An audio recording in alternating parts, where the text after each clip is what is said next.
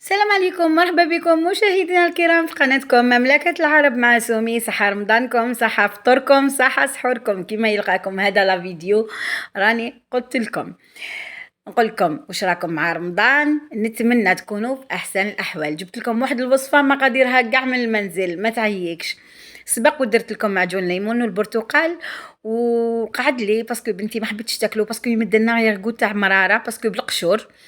ايا وانا ما حبش يخلص لي، قلت له اروح هنا ندير لك وصفه هايله تجوز بيها، خاصة السحور تاع رمضان. هنا عندي كاس زيت، كاس حليب ما هو بارد ما هو دافي، كاس تاع سمن، نص تاع سمن ونص مقارين ذوبتهم. تحبوا ديروا مقارين وحدها، انا زدت سمن.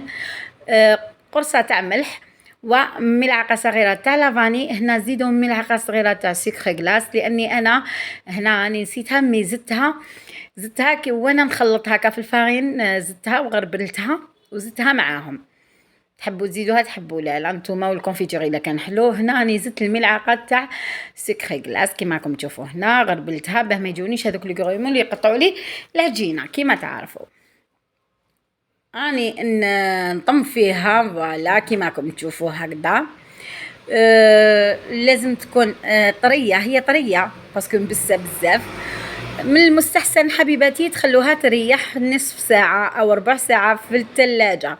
انا ما خليتهاش مي هكاك، وشوفوا كيف حليتها، يعني ما تغبنكمش. وإلا خليتوها تريح تحلوها كيما نقولوا ريشه، تحلوها ريشه. نحلها انا هكذا رقيقه ونجيب قطاعه. تحبوا تقطعوا بقطاعه ولا تحبوا ديروا كاس. اللي حبت تروح لا فيديو تاع الكونفيتور اللي درتو يجي هايل بهذه الوصفه، خير من تاع المعجون المشري، لانه رائع، عنده جو تاع برتقال وتاع ليمون منعش. ديروا معجون الليمون والبرتقال مملكه العرب مع سومي يخرج لكم.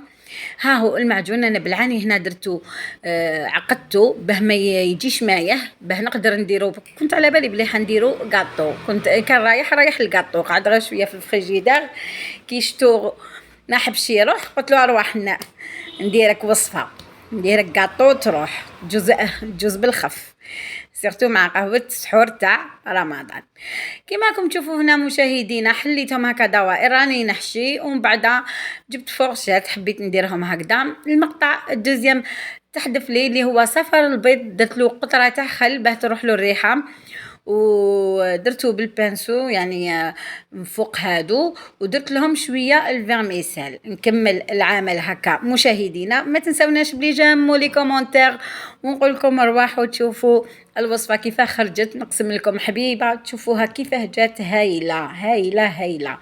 اخيرا جاز لي هذاك المعجون، خملي نرميه ولا خملي يقعد هكاك يفسد. نقول لكم